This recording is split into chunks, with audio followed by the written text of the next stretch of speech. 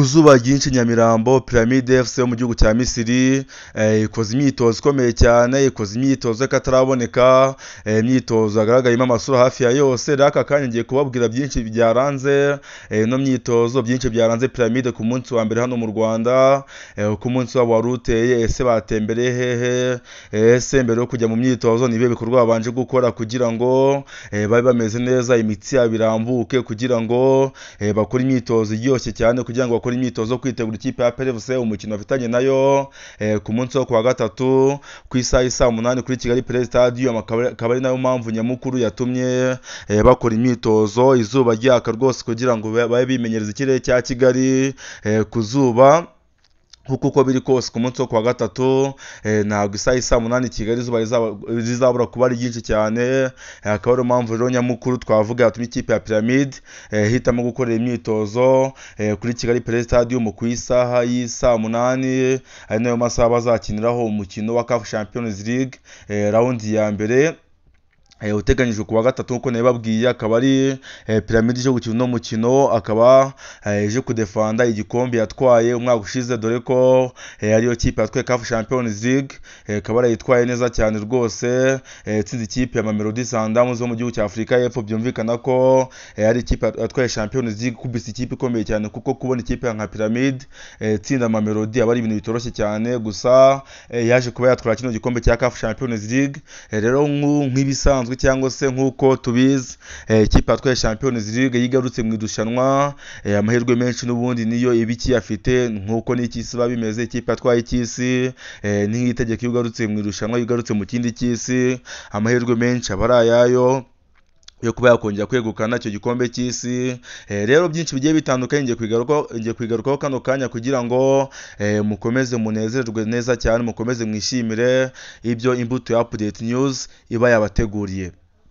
Nkuko nkomeza kugenda bibabwira, ngewe nitwa Pacifique, Imbuto y'urukundo, ngiye munyamakuru ku Imbuto Update News. Ni ngewe bageza amakuru abagezo, ni ngewe bazanira amakuru y'ingenzi mu makipe yanyu, amakuru mushaka kumva, ya makuru butasanga ku zindi YouTube channel, ya makuru butasanga ku bitangazamakuru bigiye bitandukanye, uraza ukasanga ngaha ku Imbuto Update News. Ariko ndabibabwira ko ari umuryango ucyaguka, mbabwira ko ari umuryango ukeneye imbaraga, ni umuryango ukeneye abakunzi bawo, kugira ngo twaguke mu bikorwa, ndetse tugitubone n'ibikoresho bihagije byo kugira ngo tujye tuhageza amakuru meza, mujye munyurwa kubera ibyo twabagejejeho. Niyo mpamvu mbabwira ko niba tubanye muri video rwose, jya ukunda video yacu kandi like, kugira ngo ibikorwa dukora bidukundishe, cyangwa se ibikorwa dukora utwereke ko wabikunze, ukanda like. Ndetse mu gihe wabikunze cyane, wumva ari igitekerezo watanga, wumva ari ikintu wavuga ku byo tuba tumaze gukubwira, biba byiza ugiye muri comment ukavuga igitekerezo cyawe, ukajya muri comment ukavuga uko byumva,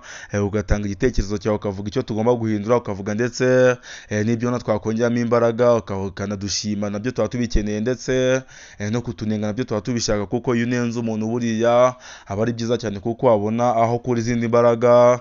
Ubundi mu gihe wumva ko na mugenzi wawe utarebye no nkuru amenya amakuru abagezweho, nk'ubu ngubu abakunzi ba APR, abakunzi ba Rayon Sports, abakunzi ba Pyramide muri rusange, mushaka kumenya uko ikipe yanyu yiteguye, uko ikipe yanyu ibayeho hano i Kigali. Niyo mpamvu rero na mugenzi wawe uzi ukunda iyo kipe ugomba kumusharinga iyo nkuru mu magroupe mubamo, ku mbuga nyinshi zigiye zitandukanye mubamo, kugira ngo nawe amenye amakuru mu gihe aba yamucitse. Rero Pyramide ntabwo yagiye gucumbika kure nk'ibisanzwe, ikipe ishaka kugira ngo itegure neza icumbika hafi ya stade. Akaba ariyo mpamvu rero icumbitse hari i Nyamirambo rwose, kuri imwe mu mahoteli meza cyane ari hari i Nyamirambo.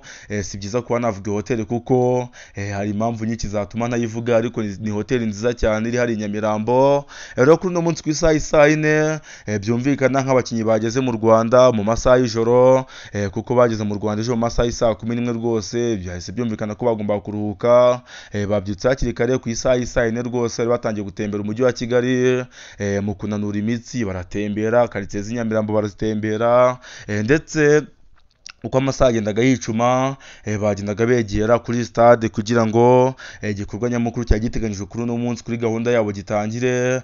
Nta kindi ni imyitozo yari iteganyijwe uno munsi, akaba ariyo mpamvu rero bagiye berekeza kuri stade regional Nyamirambo Kigali Play Stadium ku isaha y'isa sita rwose batangiye kuhagera. Baragera bareba ikibuga, barakizenguruka gake gake kugira ngo barebe mezire zacyo, barebe inguni z'ikibuga, barebe aho bazakinira.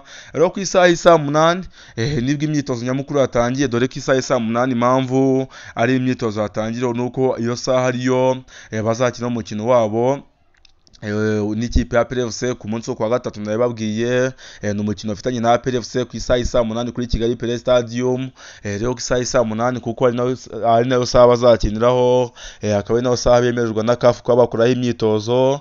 Bagize ku kibuga bakora imyitozo yabo rwose ubona bishimye, ubona akanyamuneza ari kenshi, dore ko ari ikipe iri mu bihe byiza byayo, iyobowe n'umutoza wabo w'umunya Portugal ufite rwose ubwenegihugu bwa Portugal. Bari bameze neza cyane bakora imyitozo, witwa Fiston Kararamayere namuberetse neza cyane muri video zaje imbere. Ubona ko ari ikipe ifite ikintu cyitwa igikoresho, ku cyitwa igikoresho cyo rwose amakipe hano mu Rwanda ntabwo yashimaho.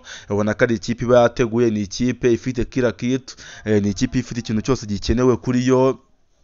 udutenesi two kwitorezaho mwatubonye, twatuna abakinnyi bagenda bazengurukamo kugira ngo bitoze umuvuduko, bitoze uburyo bagomba guca muri bagenzi babo.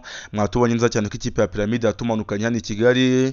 Nabibabwiye mu nkuru nakoze mbere ko Pyramide ari ikipe ikize, uburyo baba bajemo, uburyo baba bageze, ihoteli baba bakodesheje, amafaranga baba batanze, rwose ubona ko ari ikipe yo hejuru y'amakipe yo mu Rwanda yose.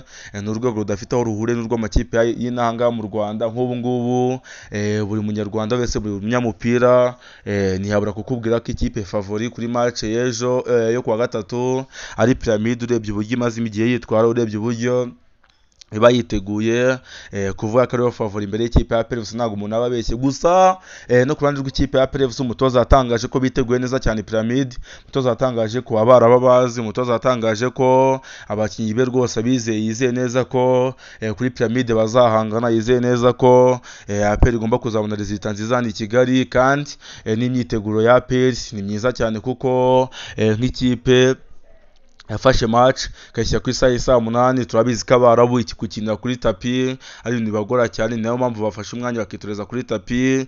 Izuba ryaka murabibona, nizo uwo mwita Fiston Kararamayere arimo akina tennis kugira ngo abamenye no tapi hano i Nyamirambo. Ariko abarabona tapi rwose si ibintu bakunda, ubundi abarabu baba bashaka ikibuga cy'ibyatsi kuko nicyo kibuga cyihuta, nicyo kibuga kiba cyoroshye kugira ngo imyitozo bigende neza. Twavuga ko hanze y'ikibuga APR yagerageje gutegura amasaha y'umukino, rwose nagara amasaha favorize ikipe ya Pyramide yo mu gihugu cya Misiri. Ahangaha ni ku Mbuto Update News. Niba bakunze inkuna kugejejeho, niba bakunze ibyo twakubwiye uyu munsi, nta kabuza dukundisha abandi, nta kabuza atanga igitekerezo, nta kabuza dusharinga bagenzi bawe. Ciao ciao, hasta la vista, ndabakunda cyane.